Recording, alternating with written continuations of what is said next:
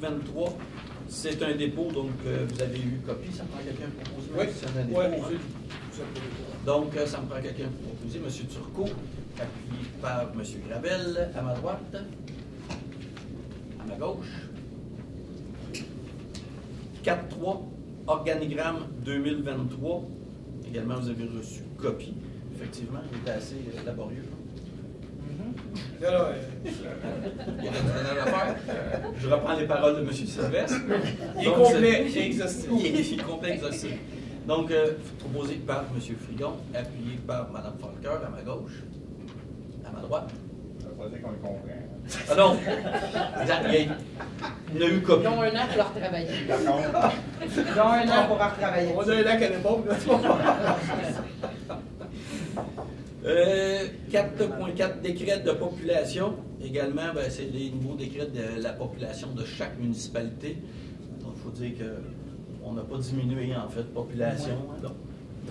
Donc, ça me prend quelqu'un pour proposer. Madame Sénéchal. Hein? C'est juste, C'est juste pour en faire. Oui, dans ce cas-là, oui. Ah, Dans ok. ce cas, oui. Parce Parfait. qu'il est adopté par décret. Oui, il est adopté par le gouvernement. 4.5, règlement d'emprunt, numéro 292, financement. Ici, il y a une petite particularité. C'est un point, mais il y a deux résolutions à l'intérieur du même point. Donc, vous avez, là, dans un premier temps, la résolution là, relative au règlement d'emprunt de 92 pour un montant de 2 millions. Donc, dans un premier temps, la résolution pour effet là, que le règlement d'emprunt indiqué là, prévoit le financement des obligations conformément à ce qui suit. Là, donc, les dates, la date où l'échéance de l'obligation, 30 janvier 2023, donc c'est le moment où on va recevoir des fonds ici. Évidemment, les intérêts sont payables 2 fois par année. Et bon, ce sont l'ensemble des dispositions, le standard là, qui s'applique. C'est la Banque nationale du Canada, ça c'est là que le dépôt va se faire dans notre compte. Et puis, si je vais là, au plus significatif, c'est évidemment l'émission des obligations est pour une période de 5 ans. Et puis, donc, dans 5 ans, il y aura là, émission d'obligations à nouveau après ça. Ensuite, donc, ça, c'était la première résolution qui vient donner ça. Puis la deuxième résolution, ça va être pour l'ouverture de soumission comme telle, qui nous finance. Tu passes tout de suite à la deuxième Oui, résolution. on De peut toute le faire. façon, on va prendre les deux mêmes personnes. Donc, le ministère est allé en appel d'offres pour le financement, le ministère des Finances du Québec, comme c'est prévu. Et puis, c'est la financière Banque nationale qui a remporté l'appel d'offres avec des taux d'intérêt de 4,9 pour 2024, 4,5 pour 2025, 4,3 pour 2026, 4,2 pour 2027 et 2028. Ce qui fait là, un taux d'intérêt combiné là, de 4,54, 2,67. Parfait. Donc, à ce moment-là, évidemment, la MRC accorde le mandat à la financière Banque nationale et c'est le sens là, de la deuxième résolution. C'est des dispositions là, standards pour un règlement d'emprunt municipal. Parfait. Donc, ça me prend un proposeur, M. Frigon, appuyé par Mme Desjardins, à ma gauche, à ma droite. 4-6 entente avec Tourisme Lanaudière, destination Lanaudière Renouvellement. Peut-être juste préciser là, que le bon terme au niveau du programme, c'est destination plein air Lanaudière. Okay. On le modifierà là, dans la résolution. Donc, maintenant, ce qui est proposé, c'est un montant de 8 000 annuellement pour chacun des deux pôles touristiques. Je répète, le premier pôle, c'est l'axe du fleuve Saint-Laurent. Le deuxième pôle, c'est évidemment le pôle Brandon, le lac Mesquinongé et les montagnes, évidemment, là, un peu plus au nord. Donc, il s'agit à ce moment-là d'une autorisation de décaissement de 16 000 annuellement pour 2023, 2024 et 2025 sur une entente de 3 ans. Parfait. Donc, proposé par M. Gravel, appuyé par Mme Desjardins, à ma gauche, à ma droite. 4.7, règlement 295-1, règlement modifiant le règlement relatif au surplus budgétaire du service de sécurité incendie de la MRC d'Autry. Donc, le règlement a pour objectif là, de prévoir un surplus minimal du service incendie de 400 000 en continu au lieu d'un montant de 10 du budget. Exact. Parfait. Donc, ça me prend quelqu'un pour proposer. M. Gravel, appuyé par M. Turcot, à ma gauche. À ma droite? Oui. C'est bon. 4.8, règlement numéro 299. Règlement prévoyant l'établissement des codes-parts des dépenses et de leur paiement par les municipalités. Donc, c'est les informations que vous avez déjà eues, les tableaux de code-part, toute l'information vous a été communiquée. Tout le monde, tu s'abstiens de voter là-dessus, on ne peut pas voter. Non, on a voté déjà pour le budget. Oui, Oui, là, c'est là. c'est bon. Ça serait bien. Je vais le proposer. Ah, M. Bell. Oui, c'est M. Sylvestre. Donc, proposé par M. Sylvestre, appuyé par M. Villeneuve. À ma droite. À ma gauche. Ouais.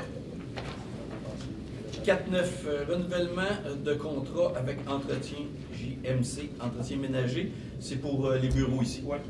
Donc, on applique la cause au contrat qui prévoyait un maximum de 2,5 dépendamment de l'inflation. Évidemment, on monte à 2,5 d'augmentation. Parfait. C'est constant. Bon. Donc, ça me prend quelqu'un pour proposer. Proposé par M. Turcot, appuyé par M. Goyette. C'était pas de l'incitation, là. À ma gauche. À ma droite. 4.10, c'est le renouvellement de contrat avec Jonathan C. C'est l'entretien du poste de police de la Sûreté du Québec à Lavaltrie. Comme vous savez tous, l'édifice du poste de police à Lavaltrie appartient à la MRC d'Autry. Donc, c'est le renouvellement, même chose. Avec les mêmes clauses, avec une augmentation de 2,5 Parfait. Donc, ça me prend quelqu'un pour proposer. M. Batte, appuyé par M. Germain, à ma droite, à ma gauche. 14, entente Vidéotron, location d'espace pour des équipements de télécommunications. Donc, vous avez eu copie du contrat. Pour être plus concret, là, parce que, évidemment, au moins un espace, mais c'est un espace excessivement restreint. Là, vous comprendrez, c'est une espèce de cabinet là, qui a la forme de peut-être d'un petit réfrigérateur là, qui est installé dans notre salle de mécanique. Tous les équipements, les serveurs, tous nos équipements là, qui servent aux communications et à l'informatique sont dans la même pièce. Puis leur équipement est à cet endroit-là également. Je vous rappelle que Vidéotron, avec cet équipement-là, fournit du signal Internet aux entreprises avec lesquelles on a des ententes là, pour les services Internet aux résidences là, via notre réseau. Un fournisseur. C'est un fournisseur là, en gros. Parfait. Donc, ça me prend quelqu'un pour proposer. M. Frigon, appuyé par M. Goyette, à ma gauche. À ma droite. 4.12, facture comité ZIP du lac Saint-Pierre, travaux de cours d'eau littoral du lac Saint-Pierre. Donc, je rappelle des travaux qui ont été réalisés par le ZIP du lac Saint-Pierre dans les cours d'eau, dans la plaine de débordement du lac Saint-Pierre, dans le secteur Lavaltrie, Saint-Barthélemy, Saint-Hubert. Donc, pour compléter le financement, parce que les propriétaires concernés n'ont pas à débourser de somme, c'est le ZIP du lac Saint-Pierre qui a réussi à avoir une subvention. Cependant, il manquait un montant de 48 882 et la MRC d'Autry avait déjà signé une entente avec le ministère de la Faune pour l'utilisation d'une somme à peu près équivalente de 50 000 pour des aménagements fauniques dans les cours d'eau de la plaine de débordement du lac Saint-Pierre, ce qui fait qu'avec cette somme-là, on peut combler le financement, puis ce montant-là provient du ministère de la Faune. Déjà, ce montant-là, c'est la MRC qui va le payer. Oui, mais c'est une subvention qu'on a de la Faune.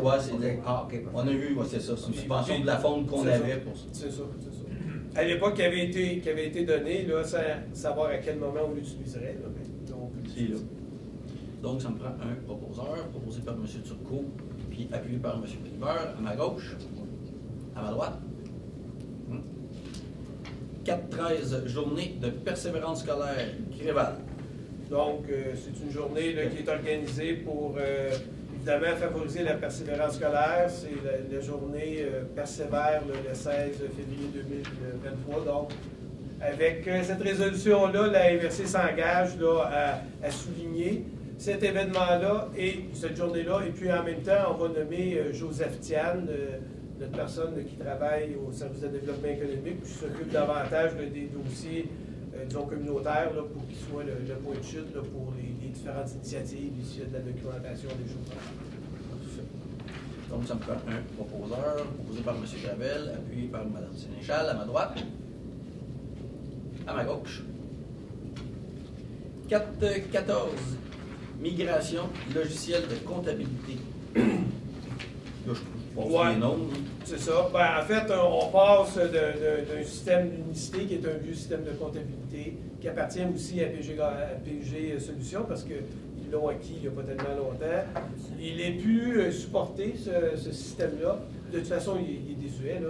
On le sait, quand on compare avec les autres municipalités, le logiciel SFM là, est beaucoup plus adéquat aujourd'hui. Donc, c'est juste une migration. Les coûts relatifs aux deux logiciels annuellement sont à peu près équivalents. Il y a une différence de 2 000 ou 3 000 entre les deux. Là. Ça s'équivaut pas mal. Évidemment, là, pour la migration en tant que telle, il y a des frais qu'on évalue à ce stade-ci à un maximum de 26 626. C'est la proposition qui nous a été faite par PG Solutions. On ne s'attend pas à dépenser vraiment ce montant-là, mais là, ils l'ont mis au pire parce que, dans le fond, c'est essentiellement des activités de formation, outre la migration, évidemment, qui requiert un coût, mais le gros du coût, c'est la formation du personnel, puis ils l'ont mis au maximum. C'est ça qu'on leur a demandé. Mettez-nous ça au pire, là, pour pas qu'on ait de mauvaises surprises. Ça avait été budgété là, en conséquence.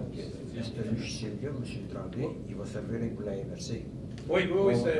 Si les municipalités veulent l'avoir, ils peuvent l'acquérir. Ouais. Puis il y a déjà plusieurs municipalités qui l'ont. Je ne sais pas combien, mais quelques-uns. Celui-là? Oui. Parfait, pour m'informer. M. Goyette? Et ça, c'est vraiment juste pour les opérations de la MRC. Oui. C'est pour ça qu'il est au fonds généraux et non séparé avec... Bien, évidemment, c'est la comptabilité générale. Fait qu'évidemment, il va y avoir de l'argent qui peut provenir des autres services. Qui va être comptabilisé. C'est pour ça qu'il y a toujours, tu sais, comme au service d'inspection, il y a un petit montant supplémentaire pour ce genre de frais. Mais c'est pas pour un... Il y en avait une fois qu'il fallait acheter un gros serveur pour les municipalités qui avaient PG. Ah non, c'est pas ça. Là. Okay. Non, oui, je comprends ce que vous voulez dire. Là. C'est pas ça. Non, pas ça. Ça, c'est vraiment juste un logiciel de comptabilité pour les fins là, de la MRC. C'est ça, parce que moi, je sais que chez nous, j'ai demandé, si c'est pas celui-là qui fait informatique, ils me disent, si c'est pas celui-là qu'on a, ben, on va tout faire pour qu'on puisse le mettre en place. Parfait. C'est bon pour tout le monde? C'est bon. Parfait. Ça me prend un proposeur. Proposé par Mme Falker, appuyé par M. Goyette. À ma gauche. À ma droite. 4.15, nomination comité de sécurité publique. Donc, c'est pour... c'est M. Sylvestre, je pense, hein, qui remplace M. Barr. Qui remplace M. Barr. Après discussion avec M. Sylvestre avait fait, M. Sylvestre a accepté de prendre ma place parce que moi j'avais été nommé parce qu'il y a quelqu'un qui s'est retiré. Puis la MRC m'a nommé parce que M. Tremblay l'avait demandé, mais moi j'aime mieux céder à ma place à M. Sylvestre vu qu'il veut siéger là. Parfait. Donc, c'est M. Sylvestre qui va siéger sur le comité de sécurité publique. Donc, ça me prend un proposeur, proposé par M. Germain, appuyé par M. Gravel à ma droite. À ma gauche. 4.16, Réseau des femmes élues de la Naudière, délégation, charte contre l'intimidation des femmes en politique. Donc, c'est pour nommer quelqu'un à la table des préfets qui va siéger sur le comité. Et c'est Mme Sénéchal. Qui propose Mme Sénéchal. Sénéchal, excusez-moi. Tu vas intimider, toi, là. Moi, je suis correct, je le vois le nom sur la... Non, c'est parce que... Donc, proposé par M. Barr, appuyé par M. Bérard. À ma droite. À ma gauche. Les points 5, c'est transport adapté. Donc, 5.1.1, c'est entente avec le 6 de la Naudière, transport vers les centres de jour et de répit Alzheimer. Vous avez eu la proposition d'entente. Dans un premier temps, on va faire un essai là, pour une durée là, de 3 mois.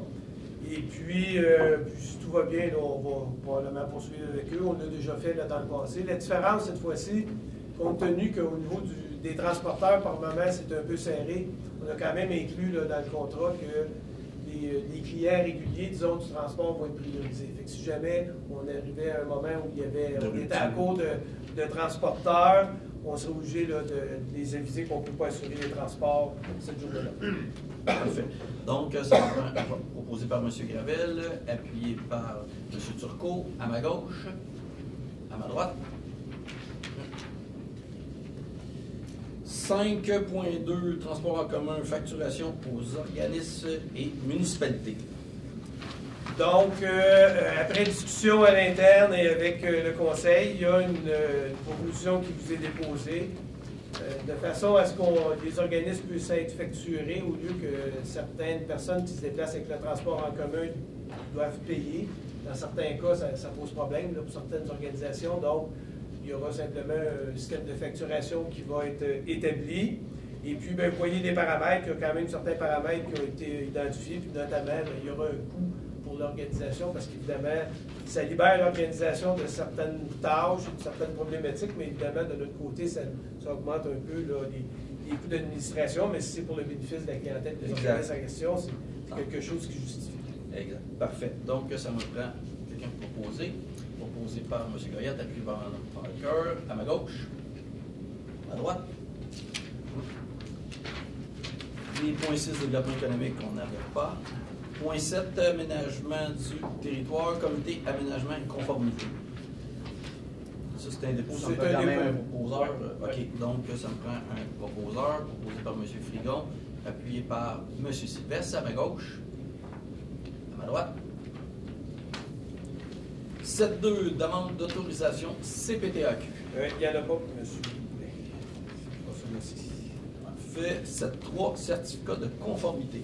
Il y en a quelques-uns. Dans un premier temps, la ville de Saint-Gabriel, un règlement, le règlement CV 575 qui modifie le règlement de zonage CV 195, dont l'effet est de modifier une zone commerciale, la zone C49 et la zone C24. Et où il est autorisé des bâtiments d'un maximum de 3 étages. Le comité a analysé le règlement et recommande l'émission du certificat de conformité pour qu'il puisse entrer en vigueur. Parfait. Donc, ça va prendre un proposeur, proposé par M. Gravel, appuyé par M. Barthes, à ma droite, à ma gauche. Le règlement, maintenant, municipalité de Mandeville, le règlement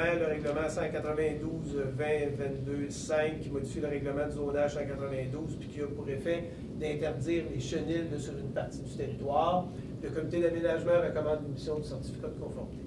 Donc, ça me prend un proposeur. M. Turcot, appuyé par M. Bellemeur, à ma gauche, à ma droite. Fait. Maintenant, 2 règlements pour la municipalité de la Lorraine. Le premier, 1083-2-2022, qui modifie le plan d'aménagement et d'implantation architecturale 1083-27, puis qui a pour effet d'ajouter des normes là, dans une partie du secteur de la rue des Étangs. Le comité recommande l'émission du certificat de conformité. Parfait. Donc, oui. Et le règlement 1071-92-2022 qui modifie le règlement de zonage 105-90 et 269-90, dont l'effet est de mettre à jour les dispositions concernant la sécurité des piscines. Le comité recommande l'émission du certificat de conformité. Donc, ça me prend un proposeur proposé par M. Buffal, appuyé par M. Turcot, à ma gauche, à ma droite. Et enfin, un dernier règlement, la municipalité de Saint-Didas, le règlement 391-2022 qui modifie le règlement sur les usages conditionnels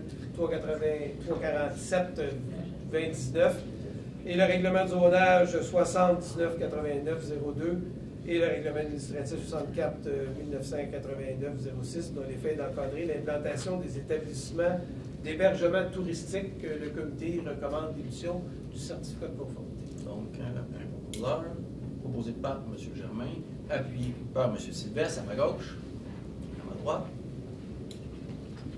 C'est tout? C'est tout pour le certificat.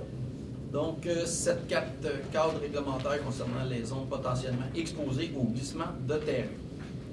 Donc, comme cela vous a été expliqué, le ministère nous a annoncé qu'il qu'il n'y aurait pas de nouvelle cartographie des zones à risque de mouvement de terrain pour la MRC de Dautré. Donc, à ce stade-ci, la MRC de Dautré va demeurer avec ces zones de mouvement de terrain qui sont déjà connues. Il y en a déjà plusieurs. Là. Il y a déjà des exercices qui ont été réalisés à l'échelle du territoire là, pour les identifier.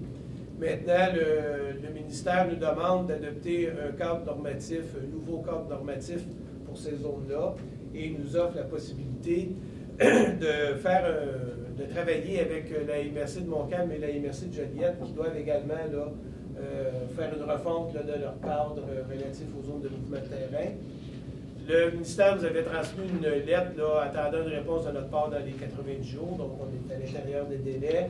Le sens de la résolution, c'est d'informer le ministère qu'on va participer aux travaux avec nos voisines, la MRC de Montcalm et de Joliette, et par le fait même là, de demander au ministère de retirer son délai de 90 jours. Il faut mieux être là. Oui. Hein? Ça ne fera pas comme nos 0-100 ans. Exactement. On va pouvoir participer aux discussions. Ouais, On se le fera, c'est ça. Donc, ça me prend un proposeur. M. Turcot, appuyé par M. Goyette. À ma gauche. À ma droite. 7.5, signature de l'entente pour la production de données et protocoles d'échange, de partage, d'utilisation des données ouvertes recueillies dans la région de la Naudière. Donc, il s'agit simplement d'une... Moi, je suis Oui, quand on dit comme ça, c'est un peu drôle, là, mais en réalité, c'est l'acquisition de photos aériennes. Maintenant, c'est des photos numériques, vous comprenez. Donc, c'est des données numériques. C'est une entente qu'on signe avec le ministère des Ressources naturelles. La MRC de Dautré va être le point central pour la région de la Naudière. Donc, c'est nous qui signons l'entente avec le ministère. On s'engage à débourser les sommes qui sont requises là, pour les coûts liés à l'acquisition des photos aériennes. Et évidemment, les MRC de la région de la Naudière signent des ententes avec nous à l'effet qu'ils vont nous rembourser les coûts qu'on aura dépensés pour elles. Puis là, c'est pas toute la région de la Naudière parce que ça exclut les municipalités qui sont dans la CMM, qui, elles, ont une couverture aérienne là, qui est faite là, par la CMM. Donc, c'est les 4 MRC du Nord. OK. Donc, Montcalm, Matagouny, Dautré, Joliette. Parfait. Donc, ça me prend un proposeur proposé par M. Gravel, appuyé par M. Frigon, à ma gauche, à ma droite. 7.6, signature de l'entente pour la gestion et le partage des coûts associés à l'acquisition. OK, ben c'est ça. Donc là, c'est le pendant, mais avec les municipalités, les autres MRC de la région de la Naudière. Parfait. On a les mêmes proposeurs. Oui, allez-y. Ça marche par le superficie. Oui. Le mètre carré. Oui. Qui? Les Matagouny sont grands. Oui, la Matagouny sont grands, mais en même temps, vous vous souvenez, là, il y a une demande qui avait été faite en fin d'année dernière au ministère pour qu'il y ait une aide financière concernant les photos qui sont prises sur les terres publiques. Parce que dans le fond, les photos aériennes sur terre publique servent plus au MRNF que d'autres choses, parce que nous autres, on n'a pas beaucoup d'usage là, on a besoin, mais pas tant que ça, c'est eux autres qui sont les bénéficiaires et les compagnies qui sont actives là, sur ces territoires-là, ce qui fait que dans le cas de la MRC, on va avoir un coût moindre parce que les terres publiques de Mandeville, le coût d'acquisition va être moins élevé, puis évidemment, dans Matagouny.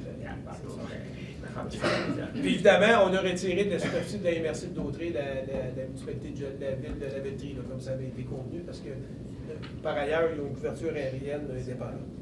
Un peu plus à un niveau de résolution meilleure. Donc, on prend un proposeur, M. Frigon, appuyé par M. Sylvestre, à ma gauche, à ma droite. 7.7, demande de dérogation mineure, municipalité de la visitation de l'île du Pas. Bon. Comme je vous l'ai expliqué, c'est une nouvelle procédure suite à une modification législative là, de la loi sur l'aménagement et l'urbanisme qui a été adoptée là, il n'y a pas si longtemps. Maintenant, quand des dérogations mineures sont demandées dans des municipalités locales, mais qu'elles concernent des zones qui sont soumises à certaines contraintes à l'occupation du sol, ça peut être des zones inondables, des bandes de protection riveraine. Dans le cas présent, c'est une zone qui est visée pour les normes de lotissement à moins de 100 mètres d'une rivière ou moins de 300 mètres d'un lac. Il y a des normes particulières qui s'appliquent. Donc, étant donné qu'il y a des normes particulières à cause de la présence d'un cours d'eau, c'est une zone qui est réputée être soumise à des contraintes. Évidemment, dans le cas présent, l'impact est plutôt mineur, étant donné qu'il s'agit de la construction d'un bâtiment accessoire qui, au lieu de faire 6 mètres de hauteur, va faire 6,3 mètres de hauteur. On comprend que la hauteur du toit a peu d'incidence sur la contrainte qui est un cours d'eau à 100 mètres de là. Donc, le comité d'aménagement a analysé le dossier et recommande au conseil de la MRC de ne pas désavouer la dérogation mineure de la municipalité qui a été accordée par la municipalité. Je préciserai que c'est une reconstruction suite à un incendie. Bon, en plus. Sur Ok, un solage existant. Sur solage existant. Ouais. Donc, il y aurait lieu de tout simplement émettre une résolution à cet effet-là afin que le dossier puisse cheminer rapidement à la municipalité. Parfait. Donc, ça me prend un proposeur. M. Goyette, appuyé par Mme Desjardins. À ma gauche, à ma droite. Pour culture 7-8, Valérie. Non. Environnement 8-1, session de contrat service sanitaire Asselin à EBI. Ouais, mais c'est parce que EBI a acheté Asselin. C'est ça. Donc, puis il dessert des municipalités. Puis il y avait fait deux qu'on fait une contrats, session. la Norée Saint-Hubert, donc c'est pour permettre le transfert de contrat d'une entité. Parfait. Donc, ça me prend un proposeur, proposé par M. Barthes, appuyé par M. Bellemare. Merci, M. Bellemare. C'est gentil d'avoir tout. À ma gauche, à ma droite, les points 9 sécurité publique, répartition cadet police été 2023. Les cadets policiers, donc, comme je l'avais mentionné, j'ai eu des discussions avec les gens de la Sûreté du Québec. Donc, on a identifié une répartition des cadets pour les fins du cheminement du dossier au sein de la Sûreté du Québec. Évidemment, bien entendu, on a encore quelques mois, là, les municipalités concernées, pour éventuellement moduler cette répartition-là. Il y aura des discussions qui se mèneront dans ce sens-là. Puis au moment où on sera prêt à déployer les cadets, bien, on pourra leur donner leur affectation en fonction des répartitions. Puis évidemment, la MRC est l'entité qui va signer l'entente, qui va assumer les frais, puis les municipalités concernées rembourseront la MRC. Ça transite par la MRC. Oui, on est beaucoup, on est souvent... C'est ça. Sauf que nous, on n'est plus là.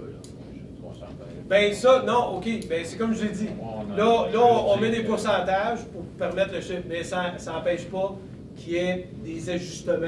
Entre les municipalités. Entre les parce que municipalités, on dit ça comme ça. La Sûreté du Québec, ça leur prend une répartition par pourcentage entre municipalités, mais après ça. Puis les contacts que j'ai eus au sein de la Sûreté du Québec m'ont spécifié qu'effectivement, la possibilité d'avoir que les cadets policiers se déplacent pour une activité ponctuelle une fois ou deux dans l'été, dans une municipalité en particulier, il n'y avait aucun problème dans la mesure où les municipalités s'entendent entre elles. Donc, ça, c'est tout à fait possible. Souligner notre intérêt. Ouais. Donc, ça me prend un proposeur ou une. Proposé par M. Villeneuve, appuyé par M. Germain à ma droite, à ma gauche. Le point 10, rapport du préfet. Monsieur Barre. J'avais une petite question, c'est concernant le 9 décembre, 12 décembre, des activités municipales que vous avez eues à Mandeville et Saint-Norbert. Oui. C'était. À Mandeville, c'était l'arbre de Noël. L'illumination de l'arbre de Noël. L'illumination de l'arbre de Noël.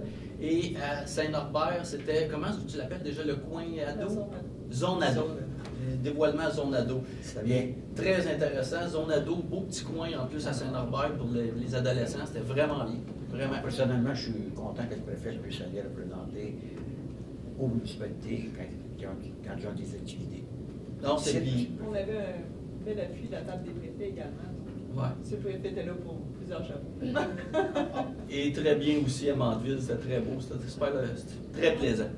C'est plutôt des activités plaisantes à se déplacer. Ceux qui sont intéressés, la vidéo est sur le site de la municipalité.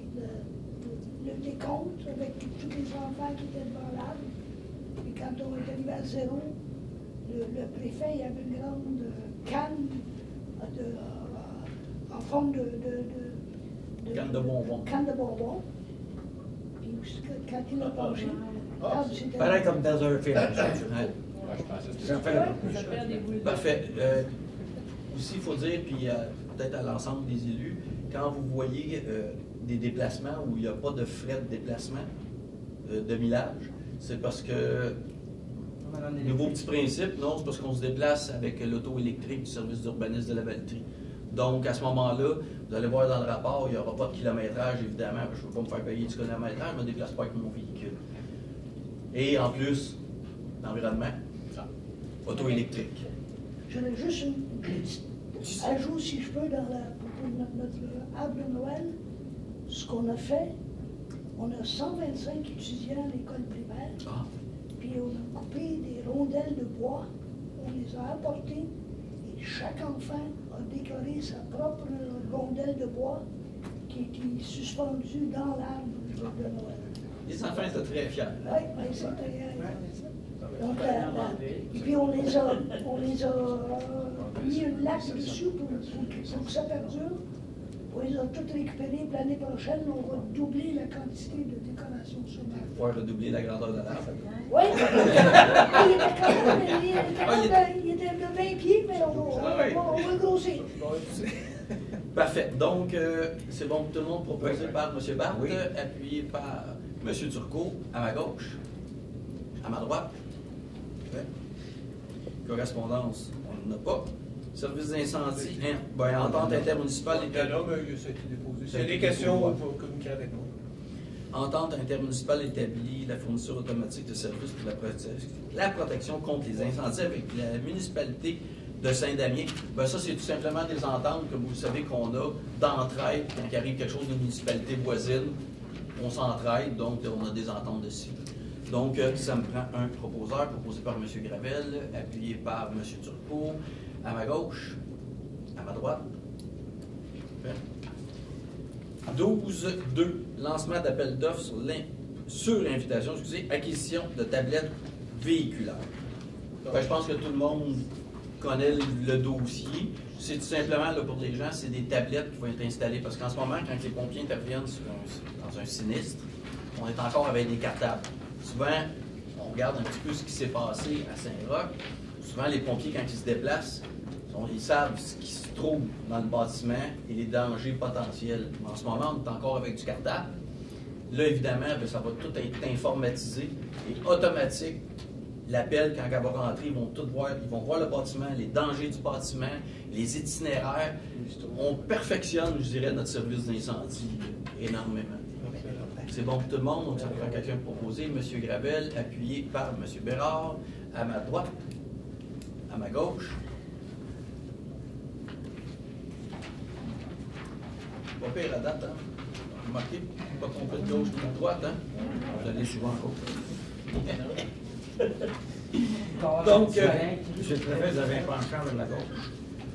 Ouais, pourtant, Je ne suis pas tout à fait d'accord. Non, je suis de votre avis, M. Sylvestre. donc, période de questions. Oui. Juste vous nommer, s'il vous plaît. Mon nom est André Nadeau, je suis un résident de la station de l'île du Port. Récemment, la MRC d'Autrey m'a refusé une demande de permis pour l'agrandissement de ma maison. Parce que ma propriété est dans une zone inondable maintenant, dans une zone de 20 à 100 ans. Et puis, cette zone-là est appelée maintenant à faible courant. Puis j'ai fouillé un petit peu plus, puis j'ai été surpris parce que quand j'ai acheté ma maison, il y a quelques années, devenait un an en fait, la banque m'a demandé une preuve que ma maison n'était pas dans une zone inondable, puis je l'ai fourni. Mais quelques mois plus tard, je suis maintenant dans une zone inondable. J'ai fouillé un petit peu plus, puis je me suis aperçu que le gouvernement du Québec, un peu en catimini, a décrété le régime transitoire de la gestion des zones inondables. Il est entré en vigueur le 1er mars 2022, sans le dire à personne. Le régime il a fait l'objet d'une discussion à l'interne du ministère de l'Environnement puis peut-être d'autres ministères. Une consultation publique du 23 juin au 7 août 2021. Je ne sais pas si vous vous souvenez, vous étiez, vous, en 2021, en juillet 2021, vous étiez sûrement en vacances. Ben, moi aussi, puis personne ne s'en a aperçu, puis curieusement, il y avait une pandémie aussi. Les zones de faible courant, maintenant, le régime interdit toute nouvelle résidence en zone rurale. Puis un agrandissement avec empiètement, puis les résidences existantes, ça ne se peut plus. Ça ne peut pas se faire. Même si je vais bâtir mon agrandissement sans augmenter les dommages causés par une inondation éventuelle. Alors, je trouve que ça n'a pas de bon sens. Là, en lisant vos comptes rendus, parce que je me suis informé un peu plus, je savoir comment ça se fait ça, que on est au courant de ça, personne n'est au courant. J'ai des voisins qui ont acheté des terrains, qui s'aperçoivent qu'ils ne peuvent plus les vendre parce que ça ne se construit plus. Bien, j'ai appris que vous avez commandé une étude hydrologique en 2017 par M. Pierre Dupuis. Oui. M. Pierre Dupuis, il en a fait d'autres études d'ailleurs. Oui. À Sainte-Anne-de-Sorel, en face, juste en face de chez nous. Apparemment, d'après les journaux que j'ai vus, je n'ai pas vu l'étude, mais d'après les journaux, on dit que les cotes de crue sont de 50 cm trop hautes à Sainte-Anne-de-Sorel. Si c'est à Sainte-Anne-de-Sorel, c'est 50 cm trop haut. Chez nous, ça va être probablement la même chose. Alors, mes questions aux gens de la MRC, c'est quoi votre plan de communication auprès des citoyens pour informer les gens de vos municipalités de ce nouveau régime-là? Parce que moi, j'en vois pas de communication que vous avez eue avec eux autres. Alors, c'est quoi, à partir de maintenant, qu'est-ce que vous allez faire pour communiquer avec ces gens-là? Parce que ces gens-là sont sous l'impression, moi aussi, que quand les gens de la MRC se sont reçus en 2019 pour retirer des IS, des plans de territoire, etc., on a retiré ça des IS, tout le monde était content, on n'est plus dans la zone inondable. Le gouvernement en arrière a tout remis ça dans le moratoire. Le moratoire, en fond, qu'ils font. Alors, deuxième question, c'est quoi votre plan d'intervention? Parce que politiquement, il faut que vous soyez capable d'essayer de nous représenter pour s'opposer ou modifier. Là, je ne parle pas de juste un mot par-ci par-là, puis un petit paragraphe. Il faut un peu s'opposer parce que ça a des effets énormes sur les citoyens, sur vos citoyens. Puis je ne parle pas de vos municipalités aussi. Comment de terrains vont perdre de la valeur, comment de valeur foncière vous allez perdre dans chacune de vos municipalités. Puis la MRC va aussi perdre de la valeur foncière. Alors, moi, je pense qu'il y a aussi l'étude hydrologique de 2017. Est-ce qu'on peut l'avoir, cette étude-là? Est-ce qu'on peut la rendre publique? Est-ce qu'elle est disponible? Puis c'est quoi la grande conclusion? Est-ce que c'était vraiment 50 cm? C'est-tu 35? C'est-tu 40? Si c'est 50, je suis bien content.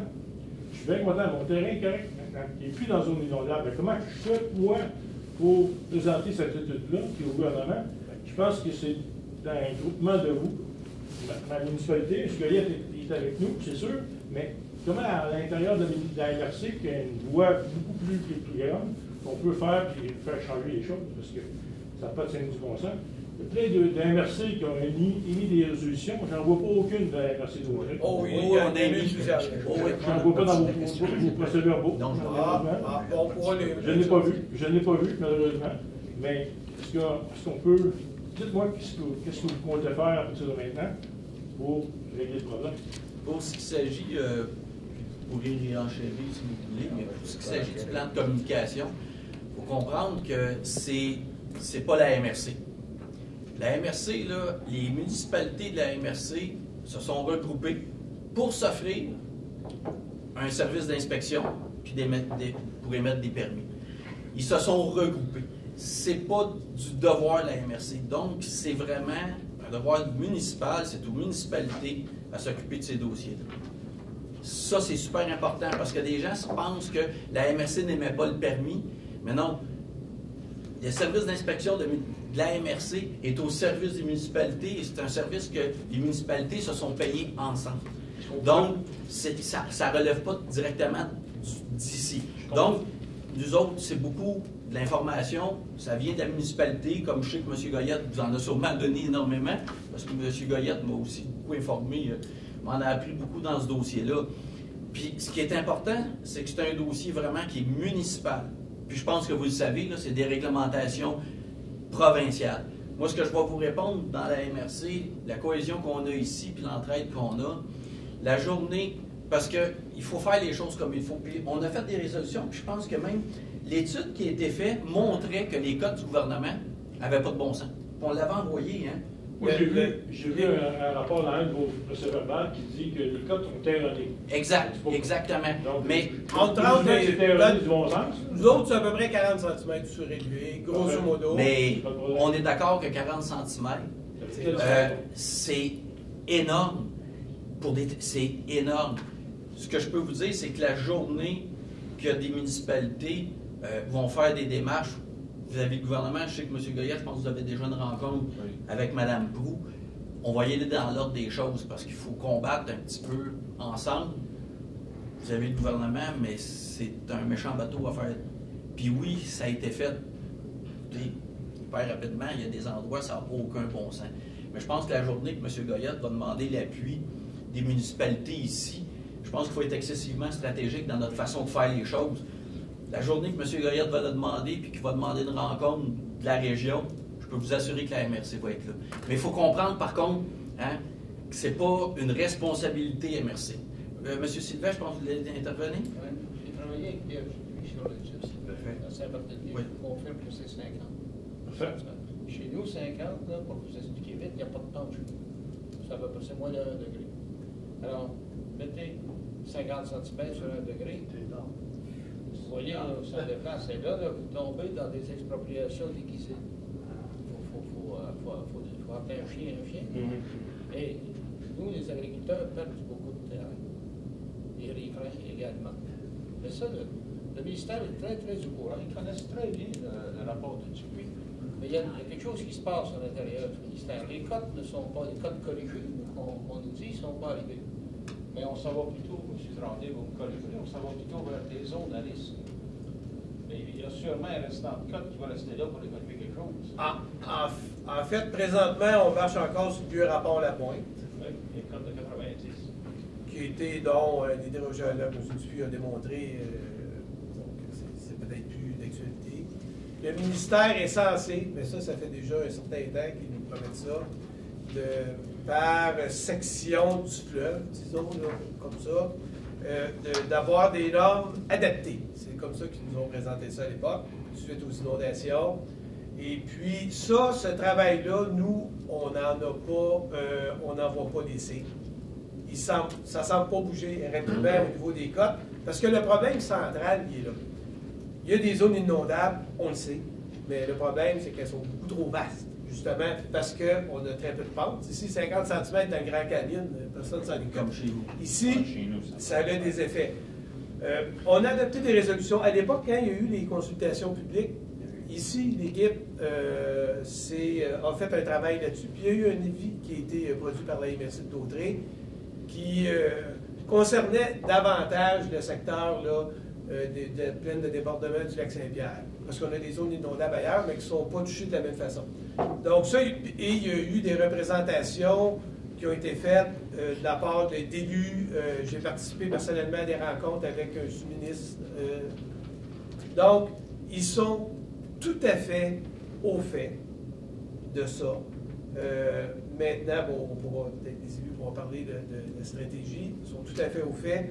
Nous, on tient les municipalités au courant le plus possible des informations qu'on détient là, concernant ce qui se produit. Puis, mais vous avez raison, un des problèmes, c'est qu'ils changent de cadre normatif à tous les 6, 7, 8 mois. Et ça cause des problèmes majeurs. Justement, vous étiez propriétaire d'une maison, je ne sais pas si vous l'aviez avant, donc vous l'avez acheté, mais imaginez des gens qui achètent des terrains et puis que 3 semaines après, ils se font annoncer qu'ils ne peuvent plus construire. Au moment où ils l'ont acheté, ils pouvaient. Là. Exactement. Mais je pense que, est-ce que vraiment les municipalités là, étaient toutes au courant? Je ne sais pas. Okay? Je n'ai pas de preuve que le coût était individuellement, est-ce qu'il était au courant? Parce qu'il y avait une façon pour la MRC de transmettre cette information-là, parce que ça semble bien nouveau pour bien du monde. Là. Ça fait 4-5 voisins là, que j'avais un projet d'agrandissement dans 4 ans, c'est tombé à l'eau. J'ai un autre qui m'a appelé cette semaine, il me dit j'avais un terrain, moi, puis j'ai pas pu le vendre. Il a fallu que je rende l'argent parce que je l'avais vendu, puis la compte, j'ai été obligé de le rembourser parce que la dame m'a appelé chez vous, puis elle ne peut plus construire. Donc. Alors, c'est une surprise pour bien du monde. Je suis surpris que bien du monde soit surpris, parce que c'est pas normal que dans le temps de la ZIS, là, il y avait plein de monde qui était mobilisé, et je n'étais pas dans la région à ce moment-là, mais c'était dans la région de Montréal, là, puis le pont Pierrefonds, il était dans l'Asis. C'est ridicule que ça. Là. Le pont Pierrefonds complet avec le poste de police, l'hôtel de ville, etc. Fait que tout le monde s'est mobilisé, puis tout le monde a fait des représentations, puis ça a une chose d'aller du bas, j'avais la famille qui était là, puis ils sont toutes faites, puis ma maison qui était dans l'Asis a été dézonée ou retirée de l'Asis, puis c'est ça, c'est avec ce document-là que j'étais allé à la banque prendre mon hypothèque. Mais là, est-ce que je serais capable d'avoir une hypothèque sur cette maison-là aujourd'hui? Pas certain. Alors... Mais ça, vous savez, en même temps, là, c'est un règlement transitoire. Fait qu'on a peut-être encore des... Ben, normalement, il n'est pas censé demeurer, ce règlement. C'est ça, il n'est pas censé demeurer. Mais ce qui est important aussi, c'est quand un permis n'est pas émis, je pense que vous le comprenez, ça n'a rien à voir avec la municipalité ou ça n'a rien à voir avec... Mais quand il vient pour l'émettre, il est obligé de respecter la réglementation. Je n'ai rien contre les... Je vous dirais que quand tout ça est arrivé, oui, on est informé. Mais de là à dire que comme élu, on est informé, ta cote à toi est là. Là, ça peut être là. Vous savez, souvent, dans n'importe quelle zone, quand un propriétaire achète un terrain, puis là, Bruno, M. Tremblay l'a dit, ça a changé en combien de temps? Une date, puis ça a dû tomber dans... Comme élu, on ne peut pas commencer, c'est impossible d'informer quelqu'un, puis de savoir que, oups, ce terrain-là est à vendre, puis le monsieur va l'acheter, puis hop, là, il pouvait construire, puis il ne pouvait pas construire. C'est pour ça que... Je comprends. C'est d'aller chercher l'information, parce que même nous autres, on est tombés sur le derrière quand on a vu ça. Oui, je comprends, mais j'espère avoir une réaction de vous, comme collectivité, auprès des gouvernements ou du gouvernement. C'est votre interlocuteur, c'est lui qui donne les directives à l'MRC. Donc, M. Tremblay, oui. Écoutez, monsieur, moi, je vais vous dire, pour résumer ça assez vite, la première chose qu'on a faite, nous autres, à Saint-Ignan, c'est que j'ai amené madame. On était se promener en bateau avec notre député. Oui, j'ai vu ces comptes rendus-là. On s'est promené, puis elle nous a dit qu'elle nous viendrait très bientôt. Elle nous a jamais rappelé. Pour ça, j'ai eu un Zoom avec la ministre des Affaires municipales, Mme Laforêt, son attaché politique et tous les employés de Mme Proulx. J'ai tout expliqué le dossier à Mme Laforêt, en lui disant que pour nous autres, à Saint-Ignan, c'est l'archipel de Lac-Saint-Pierre. Là, je parlais de l'archipel. Mais aussi, je lui ai dit que les chalets sur le pilotis, ça date de plus que 100 ans. C'est le patrimoine de Saint-Ignan. J'ai fait comprendre ça, puis j'ai expliqué, écoutez, on a des maisons qui sont sur l'île. Là, vous me dites que demain matin, ils passent au feu, ils ne peuvent plus le bâtir. C'est illogique. Parce qu'en 2017, quand elle a fait le premier décret, ça ne change pratiquement rien. En 2019, c'est là que ça change. Puis là, ils ont fait puis elle nous a dit, Mme Laforêt nous a dit, écoutez, j'ai pris bonne connaissance, on va essayer de mettre ça dans notre règlement transitoire. Qu'est-ce qu'ils ont fait? Ils n'ont rien mis. Ils n'ont rien mis, ils ont fait qu'est-ce qu'ils voulaient faire là dedans. Ce que je trouve drôle, c'est que le premier décret qui a sorti, au Lac-Saint-Jean, il y avait des places à inondation. Quel gouvernement a sorti? Quel gouvernement, excusez-moi. Oui, c'est... Fait que c'est tout ça. Puis on continue. C'est comme là, j'avais communiqué avec M. Péloquin de Sainte-Anne, à 20 veilles, parce que j'ai su qu'il était pour faire une étude pour faire reconnaître ça paysage patrimonial. Fait que là, j'ai demandé, j'ai dit, écoutez, M. Péloquin, là, vous marcherez tout seul. Ça ne vous tentera pas de nous le demander, parce que je pense que les maires du côté-nord, on va payer notre part pour faire toute cette étude-là de l'archipel de Lac-Saint-Pierre au complet. Puis il m'est jamais revenu là-dessus. Mais est-ce que je peux vous dire... On va essayer de trouver la personne qui fait l'étude. Puis si les maires du Nord sont d'accord à faire une étude pour essayer de faire reconnaître ça, paysage patrimonial, s'ils sont d'accord à payer avec nous, là, on va le faire faire. Mais on ne leur fera pas le morceau, vous le dites. Oui, c'est ça. Puis je peux vous garantir que je sais que M. Goyette fait énormément de démarches. On s'en est déjà parlé. Et que la journée... Parce qu'il faut faire les démarches intelligemment dans ces dossiers-là. Hein. Il faut vraiment aller à la bonne place, puis vraiment... Puis souvent, c'est une concertation. Et la journée que M. Goyette va avoir tout fait ses démarches, il va me dire, OK, je suis rendu là, est-ce que vous pouvez m'accompagner, la MRC? Je parle de la MRC, je parle des élus. Vous pouvez m'accompagner là-dedans? Je peux vous garantir qu'on va être là pour travailler ensemble. La MRC va appuyer. Mais là, actuellement, c'est pas ici qu'on... Je sais, mais qu'on demande l'appui de la MRC, on va l'avoir, ça, je ne suis pas inquiète. Là, je suis encore, même après le décortiquer le règlement, puis c'est donné en vrac. Quand on a lu en vrac, il faut le décortiquer pour comprendre les conséquences, comprendre d'où ça vient aussi, et pourquoi on est pris dans cette situation-là. On pense qu'il n'y a pas de lien, mais à force de trouver, il y a des liens historiques et de reculer. Il faut ramener l'histoire à sa place pour convaincre le monde qu'ils sont dans les erreurs. Moi, mon inquiétude, M. Goyette, c'est qu'on va se retrouver dans 4, 5, 6 mois. Oui. Le gouvernement va décréter que le règlement transitoire il est rendu règlement permanent. Ça, monsieur. Personne ne va l'avoir su. Ça, monsieur, je vais vous dire, le règlement transitoire qui est là, ça va prendre entre 3 et 5 ans avant qu'il devienne permanent. Ça m'arrange pas mon Je suis d'accord avec vous. Je suis d'accord avec vous. Mais ça nous donne du temps de faire changer les choses. Parce qu'ils peuvent, dans son règlement transitoire, on peut en changer des affaires. Fait que c'est sur ça qu'il faut travailler. Là. Puis j'espère qu'on va travailler tout ensemble, les municipalités du Lac-Saint-Pierre. Mais jouer de franchise, c'est un gros bateau. On va tous travailler ensemble, puis je pense que M. Goyette a la bonne vibe pour aller à la bonne place. Là. Puis il y a d'autres MRC d'inclus dans ça.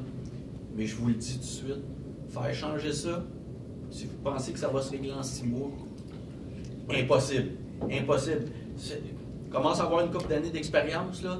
Je peux vous garantir que c'est pas demain la veille que ça va changer. Il va falloir travailler fort en tabarnouche. C'est parce que je comprends pas qu'un règlement comme ça, que cette ampleur-là d'influence, de conséquences pour des citoyens, les entreprises agricoles, etc., les municipalités, les MRC, etc., que ce règlement-là a été accepté par le Conseil des ministres, ils ont arrêté en conseil, puis toute la patente, une consultation publique bidon, puis que ça allait passer, puis que personne n'avait rien dit, puis à peu près. Puis là, on me dit que ça va prendre 2 à 6 mois, où je comprends quand même. Ah, ça, c'est sûr. J'en suis conscient, monsieur. C'est accepté, c'est facile à dire. Moi, je l'ai dit à Mme Leforest. Les fonctionnaires à Québec, là, sont en haut d'un tour, là, ils regardent des cartes. Des petites cartes, là, OK, on va mettre ça là. Moi, je l'ai dit à Mme Leforest, dites aux fonctionnaires qui descendent en bas, là, qui viennent ici, là. Puis moi, je vais me promener avec eux autres, là, puis je vais tout leur montrer d'où il y a eu des inondations. Puis qu'il n'y a pas personne. Puis dans les chalets, dans les îles, il n'y a personne qui ne réclame rien. Ils veulent pas de votre argent pour les réparer, leurs chalets. Ils les réparent eux autres mêmes. Mais si je compare en 2019, là, quand il y avait les IS, l'histoire des IS, ils ont décrété, c'est les mêmes fonctionnaires. Les mêmes fonctionnaires qui ont décrété, il y avait un moratoire, etc. C'est pas le même ministère? C'est pas le ministère? Non, parce que les IS ont été faites par le ministère des Affaires municipales et le ministère de la Sécurité publique. Oui, maintenant, le règlement de contrôle intérimaire est du ministère de l'Environnement. Okay. C'est pour ça que j'ai expliqué à la séance du conseil l'autre jour qu'il faut changer notre canon de place. Il faut recommencer parce que c'est plus les mêmes intervenants. Toutes les démarches qui ont été faites avec Mme Laforêt, qui ont été faites avec Mme Guilbeault à l'époque, qui était à la Sécurité publique, ça, je l'ai trouvé dans les affaires municipales et du bois, il y avait des correspondances avec elle, ça ne vaut plus. Parce que c'est maintenant le ministère de l'Environnement. On est à 2 élections de ça. Les élus municipaux, les municipalités concernées, il y en a moitié de changé. Et même si le slogan du gouvernement est « Continuons », puis il y a beaucoup de ministres qui sont là, ce que je m'aperçois, c'est que le personnel électoral a changé.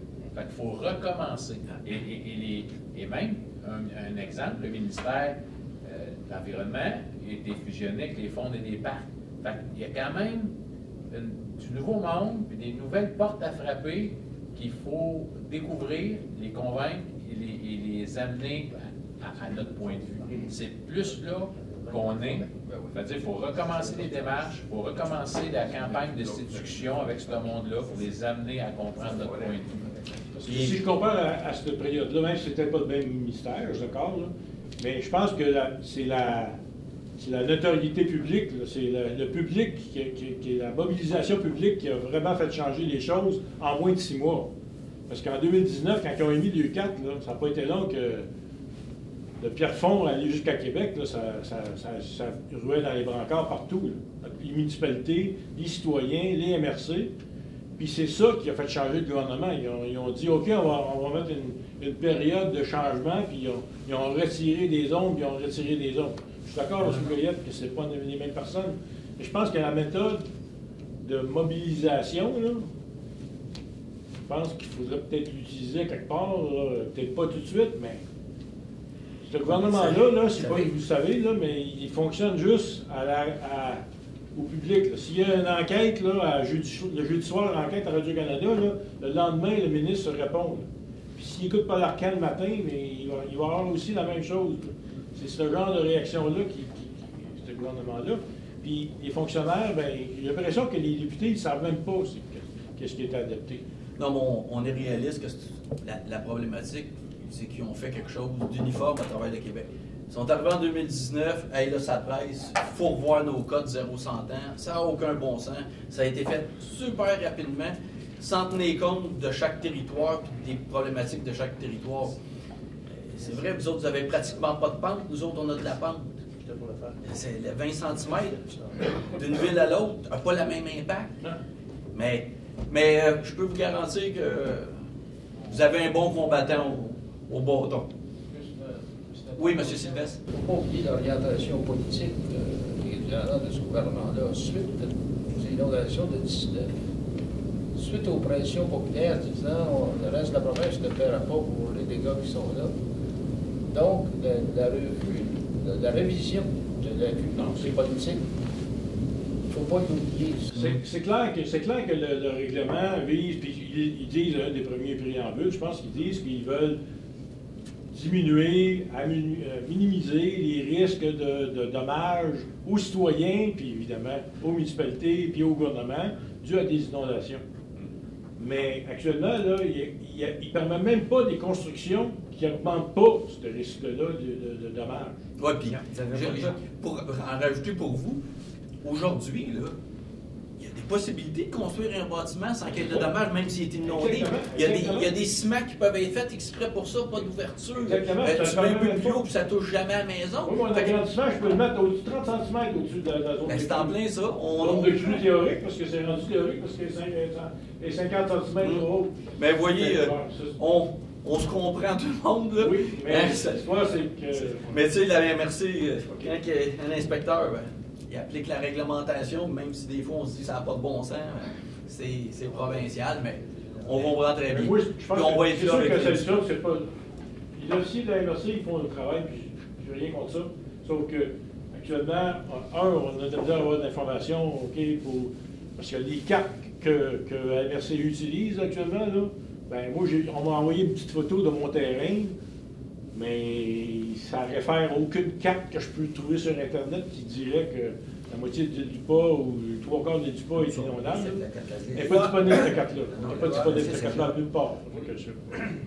Mais en tout cas, ils sont disponibles. disponibles. Moi, chez nous, à Saint-Hyacinthe, sur notre site Internet, la carte de la ZIS est dedans.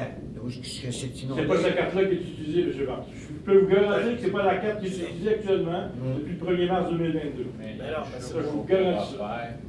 C'est qu'il y en a plusieurs versions, puis quand on va sur le site du gouvernement, c'est difficile de savoir si on a la dernière version, ça je vous l'accorde.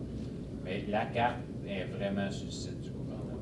On pourra peut-être juste de l'identifier clairement, qu'on puisse les mettre sur nos sites respectifs. Parce que la photo, l'extrait que Mme Marchand m'a envoyé là, pour dire, bon, vous voyez votre maison, etc., est dans la zone inondable. Mais cette carte-là, n'est pas disponible sur aucune des cartes que j'ai vues sur le site. Puis Mme Marchand elle-même disait c'est celle qu'ils nous ont donnée, puis je ne peux pas la retrouver, puis elle n'est pas référençable, etc., etc. Alors, c'est un moyen de... Oui, c'est ça. Mais une problématique, en réalité, c'est que c'est des couches informatiques tout l'autre. Mais l'information complète, la carte complète, ça, vous pouvez, on l'a, elle est disponible. Il y a moyen d'avoir là, vous le donner pour votre terrain, mais évidemment, ça pourrait éventuellement couvrir plus large. Il n'y a pas de problème. L'information est connue parce qu'on travaille beaucoup avec ces cartes-là. Mais en fait, le problème principal, il y a des dispositions un peu sous-grenues, mais c'est vraiment la question des codes. Nous autres, le différent c'est sûr que si vous réglez le code des codes, ça va régler bien. C'est ça qu'on essaie de faire. Ça va régler 80% de mon problème à Saint-Hyacinthe. C'est ça. 100% du problème. 100% du mien. C'est ça. Ben, merci beaucoup. Merci. Donc, ça me prend quelqu'un pour lever l'Assemblée. Monsieur Pfalk, appuyé par Madame Desjardins. Monsieur moi, j'ai une question. Avez-vous une question? Non, non, il m'a fait signe de non. À ma gauche, à ma droite. Merci beaucoup tout le monde. Au revoir.